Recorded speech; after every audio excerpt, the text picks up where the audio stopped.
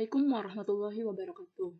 Hai, berjumpa kembali bersama Bu Afa dalam mata pelajaran ekonomi pendalaman minat. Pada kali ini kita akan membahas mengenai badan usaha dalam perekonomian Indonesia. Sebelumnya, Ibu mau ngecek dulu nih. Pernah nggak kalian melihat Pertamina atau mendengar kata Pertamina? Bagi kalian yang punya kendaraan, tentu sering membeli bahan bakar minyak atau BBM di SPBU. Nah, di sana pasti kalian pernah membaca kan kata Pertamina?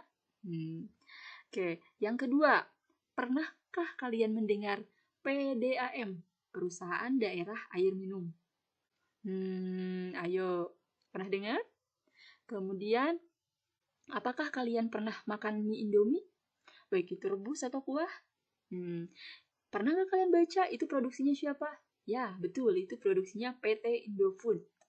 Pernah kalian baca? Atau pernah kalian dengar? Pertamina, PDAM, dan PT Indofood merupakan badan usaha yang ada di Indonesia. Namun, beda kategorinya. Untuk Pertamina, mereka itu termasuk badan usaha milik negara. Untuk PDAM, termasuk dalam badan usaha milik daerah. Dan untuk PT Indofood, badan usaha milik swasta. Oke, pada hari ini kita akan membahas mengenai pengertian dan peran dari BUMN atau Badan Usaha Milik Negara. Tadi contohnya Pertamina. Kemudian pengertian dan peran BUMD, Badan Usaha Milik Daerah. Contohnya tadi PDAM.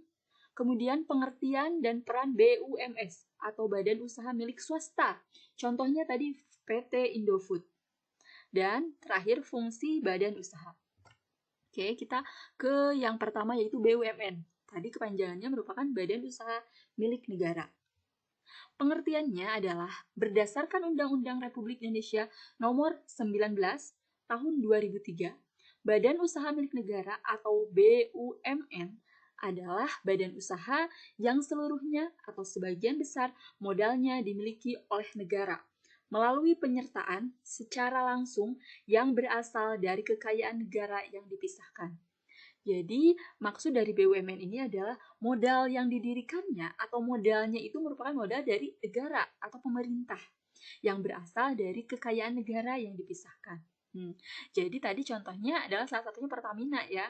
Nah, itu merupakan penghasil bahan bakar minyak ya, BBM. Nah, itu adalah kekayaan negara yang dipisahkan nih modalnya.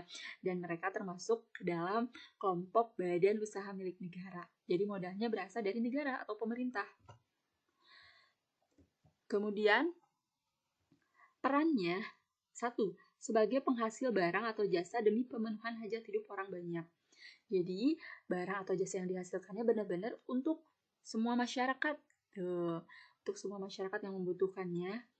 Yang kedua, pelaksana pelayanan publik. Nah, jadi Pertamina ini merupakan contohnya yang tadi Pertamina itu merupakan pelaksana pelayanan publik untuk melayani masyarakat dalam hal apa? Tadi pensuplai?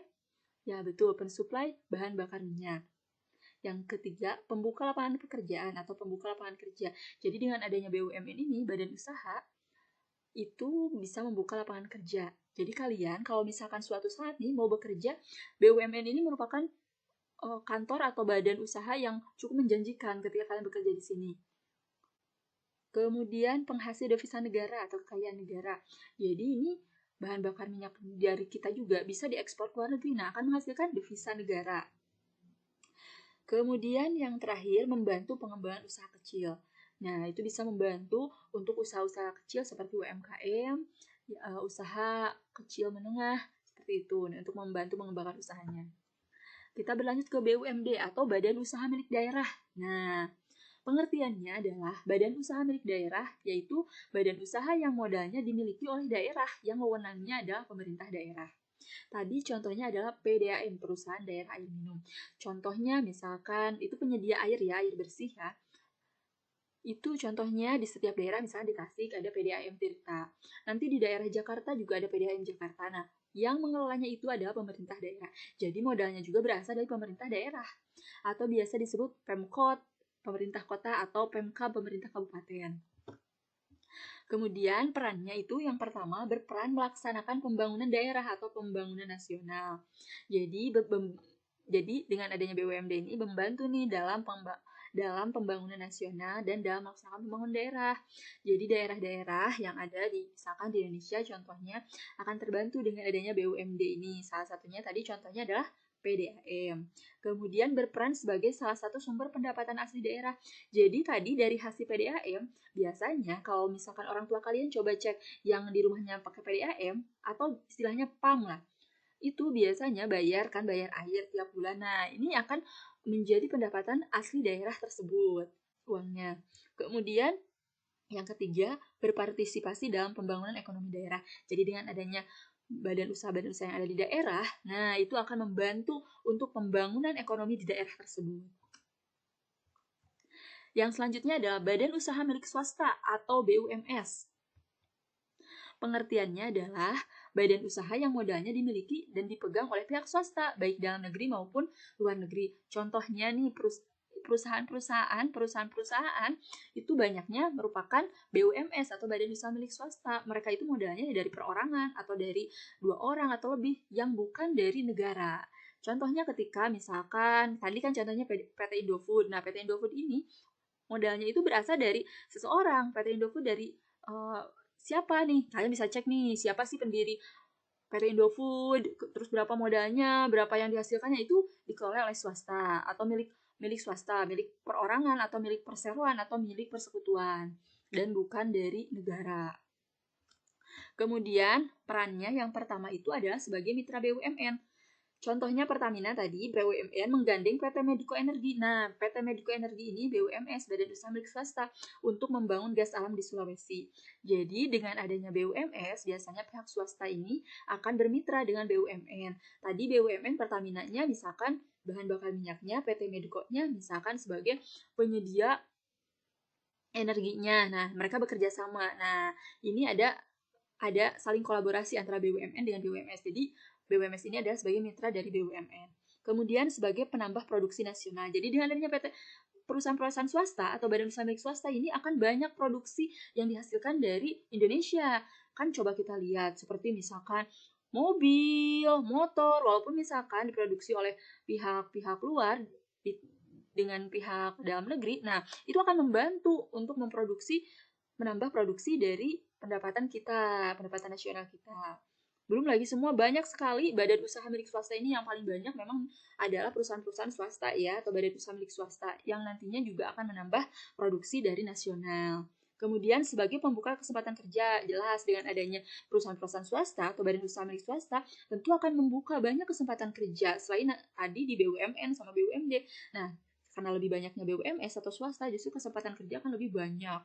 Coba kalian lihat di Jakarta, di kota-kota besar itu banyak sekali perusahaan-perusahaan swasta yang merupakan perusahaan yang nasional, misalkan yang tadi PT Indofood, kemudian PT-PT apa saja nanti kalian bisa cari di Google, kemudian kalian bisa cari ketika kalian makan ataupun minum, coba deh baca cemil-cemilan, itu semua ada PT-PT-nya, nah itu termasuk dalam badan usaha milik swasta. Kemudian sebagai penambah kas negara dan pemacu pendapatan nasional. Nah, dengan adanya barang-barang yang diproduksi oleh badan usaha milik swasta, nanti akan menambah kas negara nih, karena beberapa juga banyak yang diekspor ke luar negeri. Kemudian akan dapat memacu pendapatan nasional. Pendapatan nasional kita juga akan bertambah dengan adanya barang-barang atau jasa yang dihasilkan oleh badan usaha milik swasta. Fungsinya yang pertama ada fungsi komersial badan usaha itu. Yang kedua adalah fungsi sosial. Maksud dari fungsi komersial yaitu 1. Fungsi operasional adalah fungsi yang memungkinkan badan usaha dapat melaksanakan kegiatannya dengan baik. Yang kedua, fungsi manajerial adalah fungsi yang menyatakan bagaimana suatu badan usaha dikelola secara efisien agar memberikan keuntungan maksimal. Jadi yang kata kuncinya, fungsi komersial ini adalah artinya menghasilkan keuntungan yang banyak. Nah, jadi salah satu fungsi badan usaha dari ketiganya, badan usaha milik negara, badan usaha milik daerah, ataupun badan usaha milik swasta, apalagi itu ya, itu fungsinya yang pertama benar-benar ada untuk fungsi komersial atau untuk memperoleh keuntungan maksimal. Kemudian fungsi sosial. Fungsi sosialnya, mereka badan usaha ini akan menyediakan kesempatan kerja. Yang kedua, peningkatan kualitas lingkungan hidup. Kemudian akan pertumbuhan ekonomi nasional juga akan meningkat dengan adanya badan usaha. Nah, itu kata kuncinya ya, komersial, yaitu sebagai penghasil keuntungan, dan sosial untuk membuka kesempatan kerja. Nah, untuk tugasnya, silahkan tulis di kolom komentar nama lengkap kalian beserta kelasnya. Berikut Ibu ada gambar, dan silahkan kelompokkan mana yang termasuk BUMN, mana yang termasuk BUMD, dan mana yang termasuk BUMS. Kalian pernah baca Garuda Indonesia atau pernah naik pesawat Garuda Indonesia? Coba termasuk ke dalam apa? BUMN, BUMS, apa BUMD?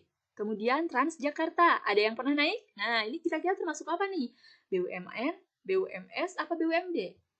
Kemudian PT Unilever, PT Unilever yang mana nih? Ayo, kalau kalian sering baca nih, sabun, shampoo, kemudian apalagi semua pembersih dan lain sebagainya, coba kalian baca deh. Itu biasanya penghasilnya adalah PT Unilever. Nah, PT Unilever ini penghasil semua kebutuhan masyarakat nih.